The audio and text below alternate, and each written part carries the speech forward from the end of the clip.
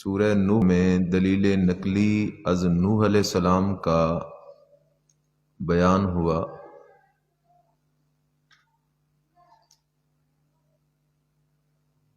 سورہ نوح میں دلیل نقلی از نوح علیہ السلام کا بیان ہوا۔ اب سورہ جن میں دلیل نقلی از جنات بیان ہوگی۔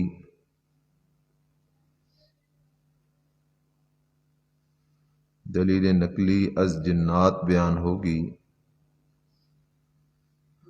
کہ جنات بھی گواہ ہیں لا مبارک الا اللہ، کہ جنات بھی گواہ ہیں کہ لا مبارک الا اللہ، کہ اللہ کے علاوہ برکات دہندہ کوئی نہیں۔ خلاصہ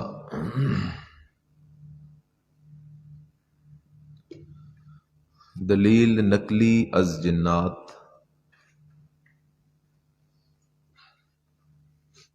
تخویف، بشارت۔ دلیل نقلی از جنات تخویف، بشارت۔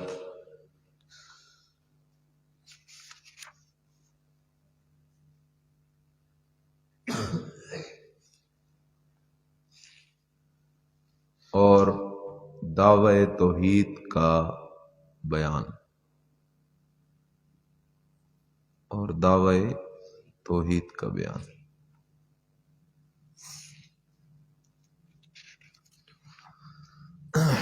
واقعہ کچھ یوں ہے، نبی کریم صلی اللہ علیہ وسلم طائف سے واپس آ رہے تھے۔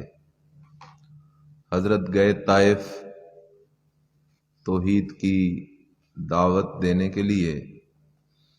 طائف کے سرداروں نے حضرت کی توہین کی اور حضرت کے پیچھے چند لوفر لفنگے قسم کے نوجوان لگا دیے۔ انہوں نے حضرت کو پتھر مارے۔ کافی دور تک حضرت کا پیچھا کرتے رہے۔ آخر ایک درخت کے نیچے حضرت لہو لہان ہو کر بیٹھ گئے، اور وہاں حضرت نے یہ دعا مانگی تھی، اللہم الیک اشکو ضعف قوتی و قلت حیلتی و ہوانی علی الناس۔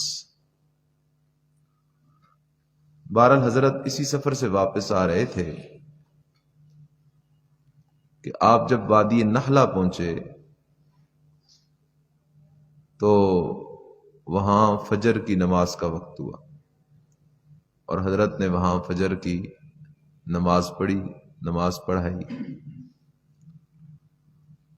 اور بعض کا خیال یہ ہے کہ حضرت طائف کی بجائے جا رہے تھے عکاظ کے میلے کی طرف، اور آپ نے نخلا کے مقام پر فجر کی نماز پڑھی۔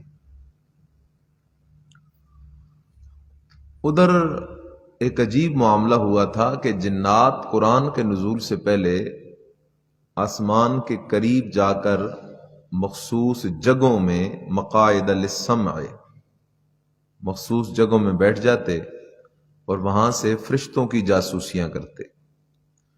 فرشتے کوئی بات کرتے آپس میں، ان کی اللہ نے جو ڈیوٹی لگائی ہوتی تو یہ ان کی بات سن لیتے اور زمین پر آ کے یہ کاہنوں کو، نجومیوں کو بتا دیتے، اور وہ اس کے ذریعے لوگوں کو گمراہ کرتے۔ لیکن جب قرآن کا نزول شروع ہوا تو اللہ پاک نے آسمانوں پر ایسے زبردست پہرے کا انتظام کیا کہ فَمَن يَسْتَمِعِ الْآنَ يَجِدْ لَهُ شِهَابًا رَصَدًا، اب جو اوپر جا کے کان لگانے کی کوشش کرتا تو فوراً اس پہ انگارے برسنے شروع ہو جاتے۔ اب جنات پریشان ہوئے تو ابلیس نے ایک اپنی پارلیمنٹ کا اجلاس طلب کیا۔ اس میں جتنے بھی جنات کے سردار تھے، رؤسا تھے، وزیر تھے، وہ سارے اکٹھے ہوئے۔ ایک ایجنڈا یہ تھا کہ کیا وجہ ہے کہ اب ہم اوپر نہیں جا سکتے، لیکن کوئی نتیجہ نہ نکلا، کیونکہ جنات عالم الغیب نہیں، اس لیے ابلیس نے مختلف جماعتوں کی تشکیلیں کی جنات کی کہ تم زمین کے طول و عرض میں پھیل جاؤ اور دیکھو کہ آیا ماجرا کیا ہے، حقیقت کیا ہے۔ تو انہی جنات کی جماعتوں میں سے ایک جماعت وہاں آپ پہنچی جہاں نبی علیہ السلام فجر کی نماز میں قرآن پڑھ رہے تھے، جیسا سورہ احقاف میں آئے گا، وَإِذْ صَرَفْنَا إِلَيْكَ نَفَرًا مِّنَ الْجِنِّ يَسْتَمِعُونَ الْقُرْآنَ۔ ایک جماعت وہاں آ پہنچی اور انہوں نے کان لگا کر توجہ سے رب کا قرآن سنا۔ آئے تھے تو کافر تھے، ابلیس کے چیلے تھے، لیکن رب کا قرآن طلب سے، انابت سے سنا تو ان کے دلوں میں انقلاب برپا ہوا، اور جب وہ لوٹ کے جا رہے تھے تو صرف مومن نہیں، صرف ولی نہیں، بلکہ داعی قرآن بن کے جا رہے تھے۔ انہوں نے جا کر اپنی قوم کے اندر قرآن کی دعوت شروع کر دی، قرآن کا مسئلہ بیان شروع کر دیا، لیکن نبی کریم صلی اللہ علیہ وسلم کو نہ جنات کے آنے کا پتہ چلا، نہ جنات کے ایک دوسرے کو چپ کرانے کا پتہ چلا، نہ جنات کے قرآن سن کے جانے کا پتہ چلا، نہ بستی میں جا کے قرآن سنانے کا پتہ چلا۔ نبی علیہ السلام کو پتہ تب چلا کہ قل اوحی الیہ، جب اللہ نے نبی علیہ السلام کو وحی کے ذریعے بتایا، جب وحی کے ذریعے معلوم ہوا کہ یہ واقعہ اور یہ آیت دلیل ہے نفی علم غیب عن النبی صلی اللہ علیہ وسلم۔ خیال کر رہے ہو، اللہ پاک نے جنات نے جو تقریر کی تھی نا، اور اس تقریر میں جتنے مضمون بیان کیے تھے، وہ سارے مضامین اللہ نے نبی علیہ السلام پر وحی فرما دیے۔ سمجھ رہے ہو؟ فائدہ بھی ایک یاد رکھ لو، حاشیے پہ آپ کے پاس لکھا ہوا ہے، میری طرف دیکھ کے فائدہ سمجھو۔ جب آپ کسی کے کلام کو نقل کرتے ہیں تو اس نقل کی دو صورتیں ہوتی ہیں، ایک کو کہتے ہیں نقل باللفظ، جس کو کہتے ہیں روایت باللفظ، اور ایک کو کہتے ہیں نقل بالمعنی، جس کو کہتے ہیں روایت بالمعنی۔ ایک یہ ہے کہ آپ اس بندے کے الفاظ بعینہ سنائیں، اس بندے کے الفاظ بعینہ سنائیں۔ ایک یہ ہے کہ الفاظ اس کے نہ ہوں، الفاظ تو آپ کے اپنے ہوں، لیکن مضمون وہی ہو۔ تو قرآن مجید جب کسی کی بات سنائے اور شروع کرے انا سے، شروع کرے کس سے؟ انا سے، حمزہ کے کسرے کے ساتھ، تو یہ اس بات کی دلیل ہوتی ہے کہ یہاں اللہ کلام کو نقل کر رہا ہے باللفظ، کہ جن کا کلام ہے الفاظ بھی انہی کے ہیں۔ اور جہاں نقل کرے انا سے، جس طرح یہاں آ رہا ہے انہس طمع نفر من الجن ان المساجد للہ انہ تعالی جد ربنا انا ظننا انا لمسنا السماء۔ سمجھ رہے ہو جی؟ تو یہ انا اس بات کی دلیل ہے کہ اللہ جنات کے بعین ہی کلام کو نہیں نقل کر رہا، بلکہ ان کے کلام کے مضمون کو نقل کر رہا ہے۔ سمجھ گیا بات؟ آ جاؤ جی۔ قل اوحی الیہ، قل کے نیچے کیا لکھا ہے؟ دلیل نقلی تفصیلی از قل، فرما دیجئے میرا پیغمبر، اوحی الیہ، وحی کی گئی میری طرف یہ بات، وحی کی گئی میری طرف یہ، وحی سے پہلے تو مجھے پتہ ہی نہیں تھا۔ جنات آئے، انہوں نے قرآن سنا، سن کے گئے، قرآن کی دعوت تبلیغ شروع کر دی، مجھے پتہ ہی نہ چلا۔ مجھے پتہ تب چلا کہ اوحی الیہ، میری طرف وحی کی گئی یہ بات، یعنی مجھے میرے رب نے وحی کے ذریعے بتلایا۔ کیا بات تھی جی؟ سمجھ رہے ہو نا جی؟ مضمون اول اوپر کیا لکھا ہے؟ مضمون انہو، بے شک شان یہ ہے، استمع نفر من الجن، استمع کان لگا کے سنا، نفر ایک جماعت نے، کون سی؟ من الجن یعنی جنوں کی جماعت، استمع نفر من الجن، کان لگا کے سنا جنوں کی ایک جماعت نے، کان لگا کے سنا جنوں کی ایک، کیا چیز سنی؟ مفعول مقدر ہے ایل قرآن، ایل استمع نفر من الجن، کان لگا کے سنا جنوں کی ایک جماعت نے قرآن کو، کس کو جی؟ قرآن کو۔ سمجھو جی، ایک ہے سماع اور ایک ہے استماع، سمجھ رہے ہو؟ سماع مطلق سننا، سماع مطلق سننا، چاہے پوری توجہ ہو یا پوری توجہ نہ ہو، اور استماع کا معنی ہے پوری توجہ سے سننا، پورے دھیان سے سننا، دل کے کان لگا کے سننا۔ جس طرح ضرب مثل فاستمعوا لہ، اللہ کہتا ہے کان لگا کے سنو، بھرپور توجہ سے سنو۔ اس صرفنا الیک نفرا یستمعون القرآن، ایک دو مقام پہ اور بھی آتا ہے قرآن میں۔ استمع نفر من الجن، جنہوں نے قرآن کو سنا نا کان لگا کے، ہدایت کی کتاب سمجھ کے، جی تو ان کو ہدایت مل گئی، نہیں مل گئی؟ آج تو لوگ قرآن کو سنتے ہیں تنقید کے لیے، کس کے لیے؟ تنقید کے لیے، ہدایت کی کتاب سمجھ کے نہیں، تنقید کے لیے سن لیا، یا کہیں مجبور ہو گئے، پھنس گئے، ہاں جی، یا صرف ثواب کی نیت سے، ہدایت کی نیت سے نہیں۔ اس لیے ضدی کو کبھی اللہ ہدایت نہیں دیا کرتا۔ ایک بندہ ضدی نہ ہو، حق کا متلاشی ہو، جتنا بڑا مشرک کیوں نہ ہو، قرآن کو اگر توجہ سے سنے گا، ہدایت کی کتاب سمجھ کے سنے گا، اللہ پاک اسے سمجھ ضرور دے دے گا۔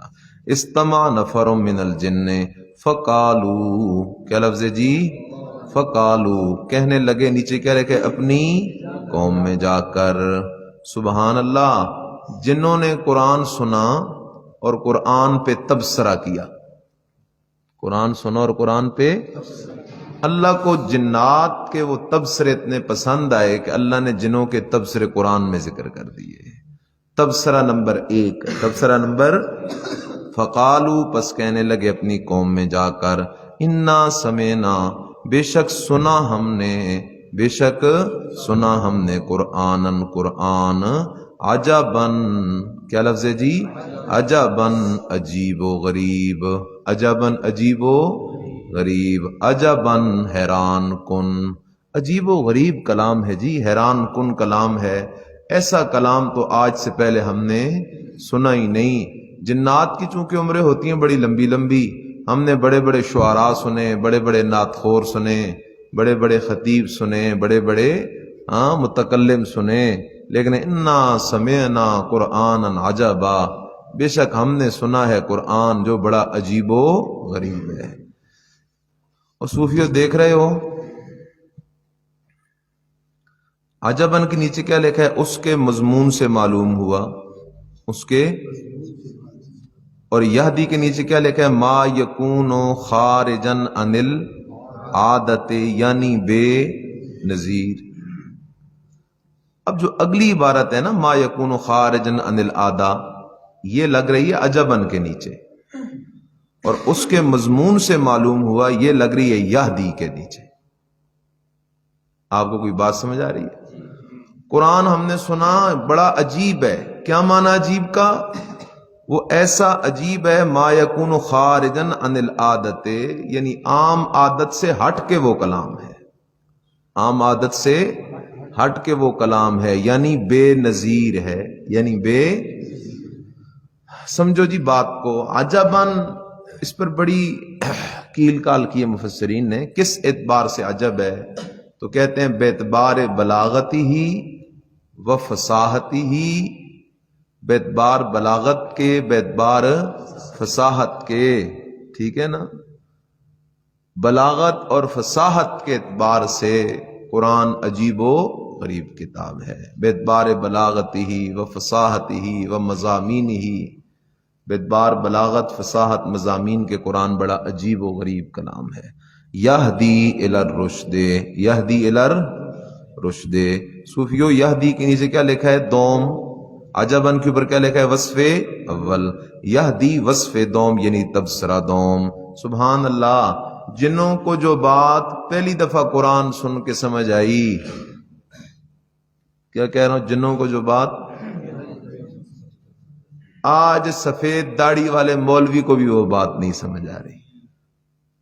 سفید داڑھی والا مولوی بھی کہتا ہے قرآن کو سمجھنے کے لیے، اس سے ہدایت حاصل کرنے کے لیے 14 علوم شرط ہیں. یہ مشکل کتاب ہے، یہ اللہ اور رسول کے درمیان راز ہے.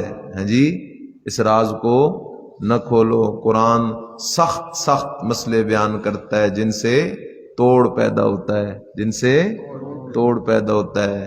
ہاں جی، صحابہ نے ایمان پہلے سیکھا اور قرآن بعد میں سیکھا، وغیرہ وغیرہ وغیرہ. یہ سارے ابلیس کے بیانیے ہیں. سمجھ رہے ہو؟ جب الیکشن آتا ہے نا تو ساری پارٹیاں اپنا اپنا بیانیہ دیتی ہیں. ابلیس نے بھی بیانیے دیے ہوئے ہیں.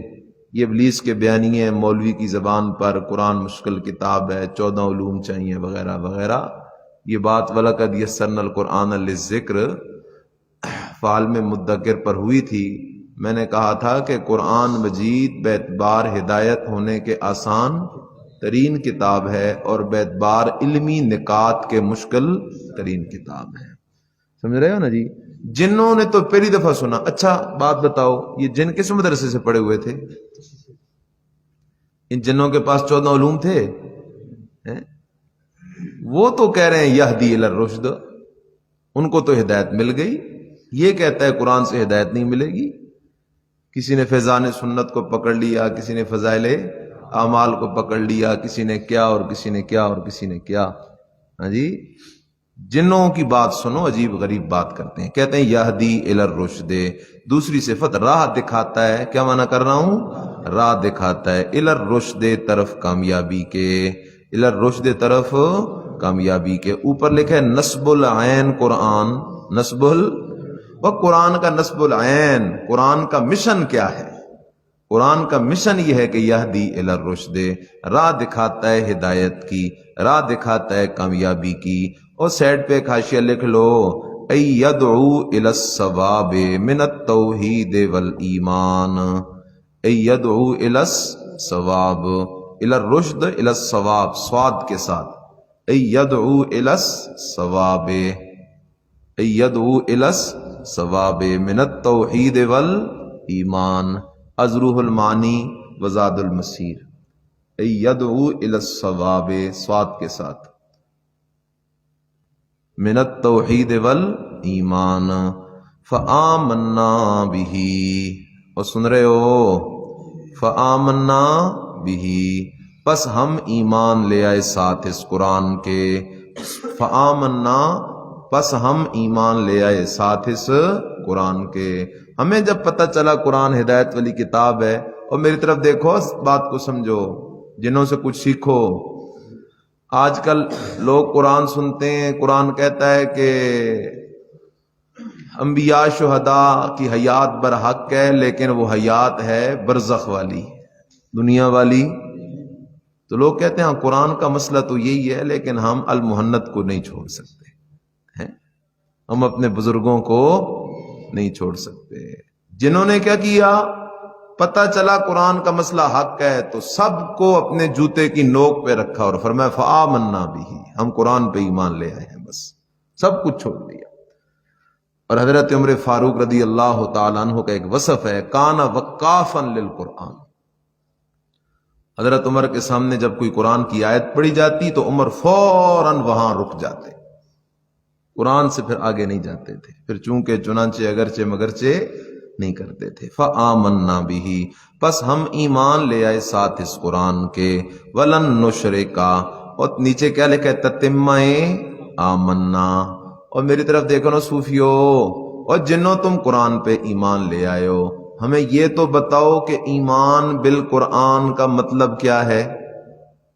ایمان بالقرآن کا، ہاں ہمارے پاس بھی لوگ ہیں جن کا قرآن پہ ایمان بھی ہے، اور ساتھ ساتھ وہ قبروں کے سجدے، رکوع، طواف، نظریں، نیازیں، غیر اللہ کی پکاریں بھی کرتے ہیں، اور کہتے ہیں ہمارا قرآن پہ بھی ایمان ہے. تو جن کہتے ہیں فآمنا بہ، ہم اس قرآن پہ ایمان لے آئے. اور قرآن پہ ایمان کا مطلب یہ ہے کہ وَلَن نُشْرِكَ بِرَبِّنَا أَحَدًا، اور ہرگز ہرگز ہم شریک نہ کریں گے اپنے رب کے ساتھ احدن، کسی ایک کو، کسی ایک کو، چاہے بت ہو، چاہے نبی ہو، چاہے ولی ہو، چاہے قبر ہو. سمجھ رہے ہو جی؟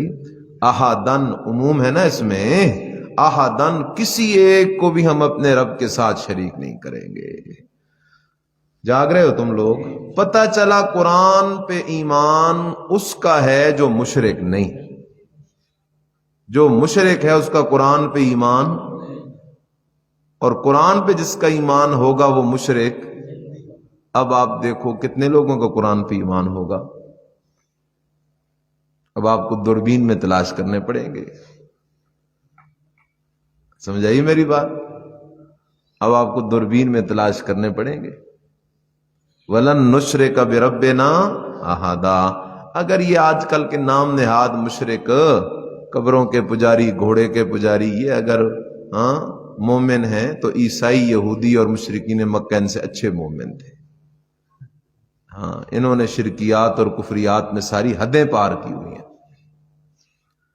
آپ نکلتے نہیں باہر، جا کے دیکھیں ان درگاہوں پہ جو شرکیات اور کفریات آج ہو رہے ہیں. پہلے زمانے کے مشرک بھی اگر آ جائیں نا آج زندہ ہو کر، تو ان کو دیکھ کر وہ بھی کہیں گے کہ تم مشرک ہو. ان کو دیکھ کر وہ بھی کہیں گے کہ تم مشرک ہو. ان کو دیکھ کر کہیں گے. فآمنا بہ ولن نشرک بربنا. صوفیوں قرآن کو سمجھو، اور ہرگز ہم شریک نہ ٹھہرائیں گے بے اور ربنا. یہ لن نشرکا کی علت ہے، یہ لن نشرکا کی اپنے رب کے ساتھ، کیونکہ رب جب وہ اکیلا اللہ ہے تو معبود حاجت روا بھی وہ اکیلا اللہ ہے. وَأَنَّهُ تَعَالَى، نیچے لکھا ہے تتمہ لن نشرکا، ہم اللہ کے ساتھ کسی کو شریک نہیں کریں گے. اور اس کا تتمہ کیا ہے؟ تتمہ یہ ہے کہ اللہ کی نہ کوئی بیوی ہے اور نہ کوئی بیٹا ہے.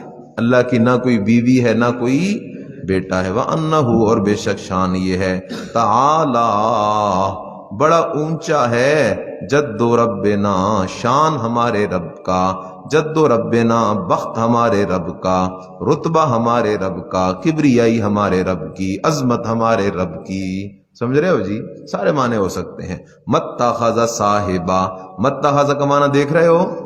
متخذ، نہیں بنائی اس نے بیوی، متخذ نہیں بنائی اس اللہ نے بیوی، ولا ولدا، اور نہ بیٹا.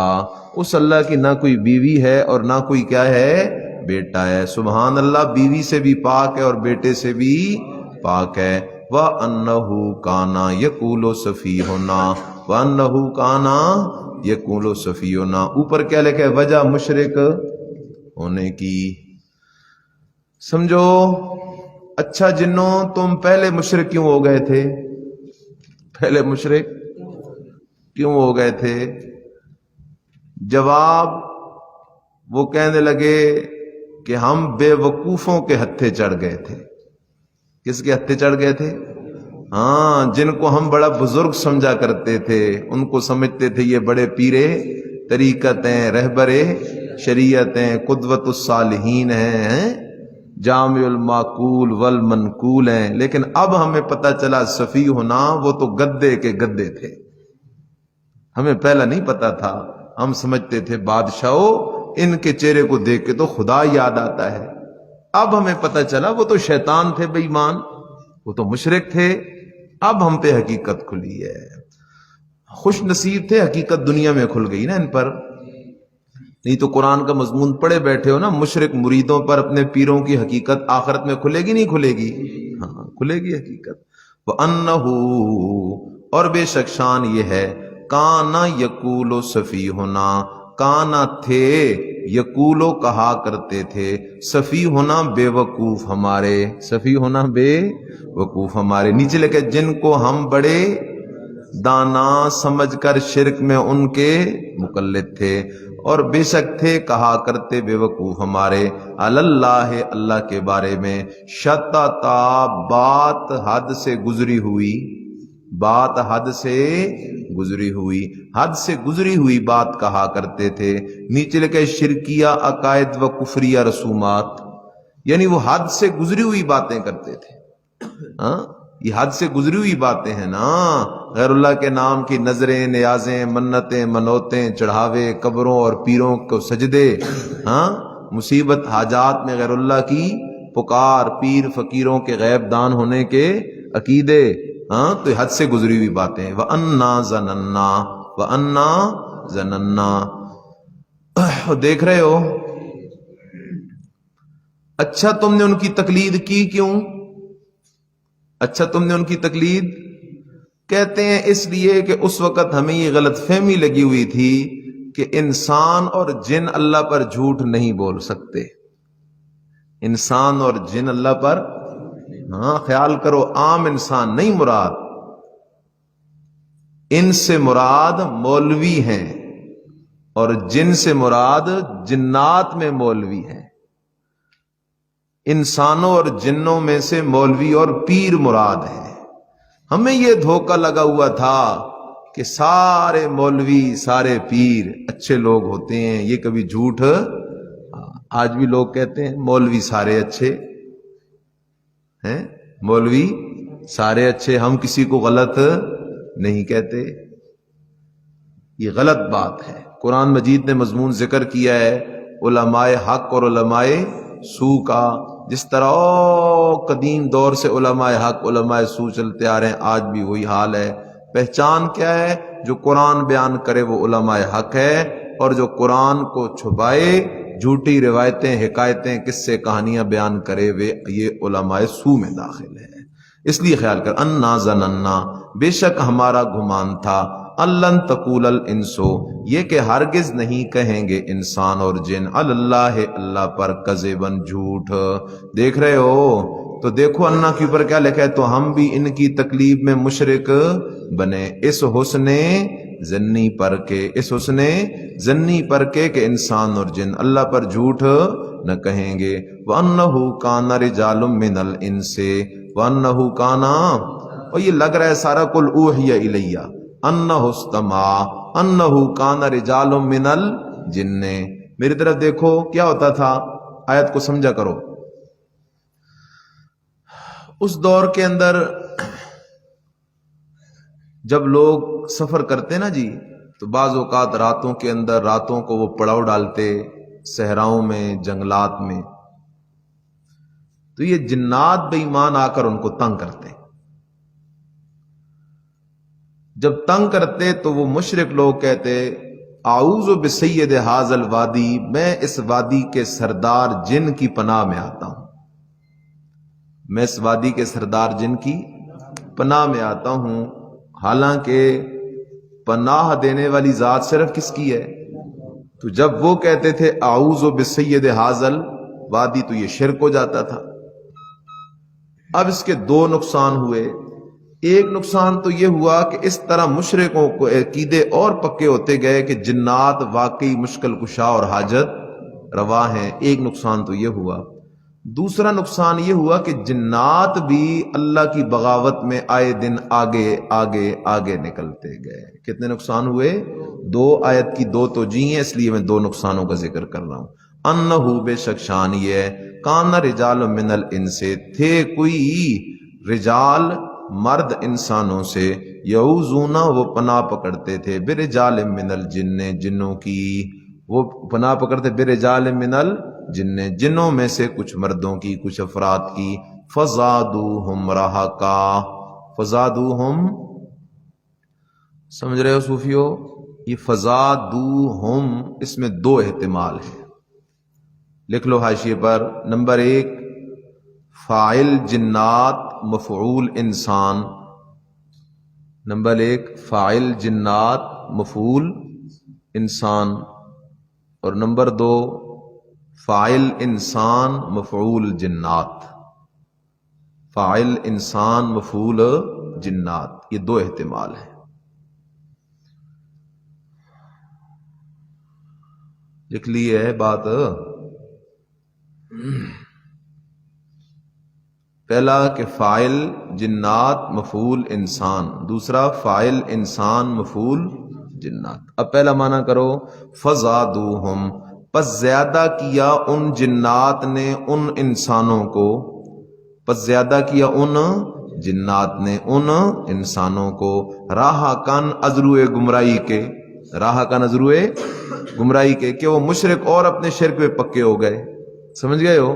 دوسرا معنی فزادوہم، پس زیادہ کیا ان انسانوں نے ان جنات کو، پس زیادہ کیا ان انسانوں نے ان جنات کو ازروئے گمراہی کے، وَأَنَّهُمْ ظَنُّوا، وَأَنَّهُمْ ظَنُّوا، اوپر لکھا ہے مضمون ثانی قیامت، مضمون ثانی قیامت۔ ہاں جنات کہتے ہیں بات یہ ہے کہ ہمارے جو لوگ تھے نا، وَأَنَّهُمْ ظَنُّوا كَمَا ظَنَنْتُمْ أَن لَّن يَبْعَثَ اللَّهُ أَحَدًا، جنات اپنی قوم سے کہہ رہے ہیں، اور جنات جس طرح تم جو ہے اس بات کے منکر ہو کہ بعث بعد الموت، یعنی قیامت کے بعد دوبارہ زندہ نہیں کیا جائے گا، بے شک وہ یعنی مکے کے مشرک بھی، انسان بھی اس بات کے منکر ہیں اور کہتے ہیں کہ قیامت کے بعد دوبارہ زندہ نہیں کیا جائے گا۔ ایک مطلب آیت کا یہ ہے کہ یہاں بعث سے مراد بعث بعد الموت ہے، ظنوا کے فاعل انسان ہیں اور ظننتم کے مخاطب جنات ہیں، ٹھیک ہے نا۔ تو جنات کہہ رہے ہیں وَأَنَّهُمْ ظَنُّوا، اور بے شک وہ انسان، ظنوا انہوں نے بھی گمان کر لیا تھا، کما ظننتم جس طرح تم نے گمان کیا ہوا ہے اے جنوں۔ کون سا گمان؟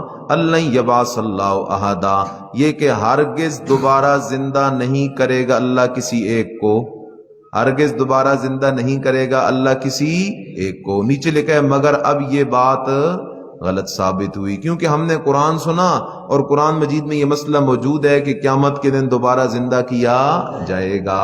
ایک مطلب یہ ہے آیت کا۔ دوسرا مطلب یہ ہے کہ بعث سے مراد رسول کی بعثت ہے، بعث سے مراد رسول کی، اور جنات کہہ رہے ہیں اپنے جنوں کو، او ہمارے جنوں جس طرح تمہارا گمان تھا کہ اب اور کوئی نیا رسول نہیں آئے گا، انسانوں کا بھی یہ گمان تھا کہ اب کوئی اور نیا رسول نہیں آئے گا، لیکن اب یہ نیا رسول آ گیا ہے، لہٰذا ہمارا یہ خیال غلط ثابت ہوا۔ وَإِنَّهُمْ ظَنُّوا، اور بے شک گمان کیا ان انسانوں نے جیسے تمہارا گمان ہے، أَلَّن يَبْعَثَ اللَّهُ، یہ کہ نہیں بھیجے گا اللہ کوئی نیا رسول، أَلَّن يَبْعَثَ اللَّهُ أَحَدًا، یہ کہ نہیں بھیجے گا اللہ کسی ایک کو نیا رسول بنا کر۔ وَأَنَّا لَمَسْنَا السَّمَاءَ، وَأَنَّا لَمَسْنَا السَّمَاءَ، اور بے شک ہم نے ارادہ کیا چھونے کا آسمان کو۔ کیا معنی کر رہا ہوں؟ اور جاگ رہے ہو، چھو تو نہیں سکتے تھے نا، اب پہلے جایا کرتے تھے، اب تو کیا ہے اوپر جاتے تھے تو وہاں پہرے دار ہوتے تھے اور ان پہ انگارے برستے تھے، لہذا لمسنا السماء کا معنی کرو کہ ہم نے چھوا، تو پھر آگے جو آیت ہے وہ نہیں آپ کے ساتھ چلے گی، کیونکہ آگے ہے فوجدناها ملئت حرسا شدیدا وشہبا، ٹھیک ہے نا جی، تو یہ آپ کے ساتھ آیت نہیں چلے گی، اس لیے لمسنا کا معنی کرو ای اردنا اللمسا، ای اردنا اللمسا، ہم نے آسمان کو چھونے کا ارادہ کیا۔ ہاں، انا لمسنا السماء، اور بے شک ہم نے ارادہ کیا چھونے کا آسمان کو، فوجدناها، پس پایا ہم نے آسمان کو، ملئت بھرا ہوا، ہرا سن چوکیداروں سے، ہرا سن کس سے؟ چوکیداروں سے۔ چوکیدار کیسے؟ شدیدن، بڑے زور والے، شدیدن بڑے، ہاں چوکیدار بھی کوئی مریل قسم کے نہیں، چوکیدار بھی بڑے زور والے، وشوہبا، اور انگارے، وشوہبن، اور انگارے، چوکیدار ہیں اور ان کے پاس انگارے ہیں، ایسا زبردست پیرا لگا ہوا ہے۔ وَأَنَّا كُنَّا نَقْعُدُ، اوپر لکھا ہے قبل ازیں، اوپر کیا لکھا ہے؟ ہاں، اس پہرے سے پہلے ہم جایا کرتے تھے، آسمان کے قریب مخصوص جگہیں تھیں، وہاں ہم بیٹھ کے فرشتوں کی جاسوسیاں کیا کرتے تھے۔ وَأَنَّا، اور بے شک ہم، کننا تھے، نقعد منہا، نقعد منہا، بیٹھا کرتے تھے، منہا آسمان سے، منہا آسمان سے، مقاعدہ، بیٹھنے کی جگہوں میں، للسمع واسطے سننے کے، للسمع واسطے، لیکن فمن یستمع الآن، پس جو کان لگائے ابھی، پس جو کان لگائے ابھی، یجد لہو پاتا ہے اپنے لیے، شہابن انگارہ، رصدن تیار، پاتا ہے اپنے لیے انگارہ بالکل تیار۔ وَأَنَّا لَا نَدْرِي، وَأَنَّا لا ندری، سمجھو جی آیت کے دو مضمون ہوں گے، مفہوم ہوں گے، خیال کرنا۔ وَأَنَّا لَا نَدْرِي أَشَرٌ أُرِيدَ بِمَنْ فِي الْأَرْضِ أَمْ أَرَادَ بِهِمْ رَبُّهُمْ رَشَدًا۔ دیکھ رہے ہو، قرآن سننے کے بعد وہ کہہ رہی ہیں آیت کا ظاہری مفہوم کہ ہم نہیں جانتے کہ یہ نیا رسول بھیج کر زمین والوں کے ساتھ بھلائی کا ارادہ کیا گیا ہے یا ان کے ساتھ شر کا ارادہ کیا گیا ہے۔ آپ کا خیال ہے؟ میری طرف کوئی نہیں۔ حالانکہ وہ تو قرآن پہ ایمان لا چکے ہیں اور قرآن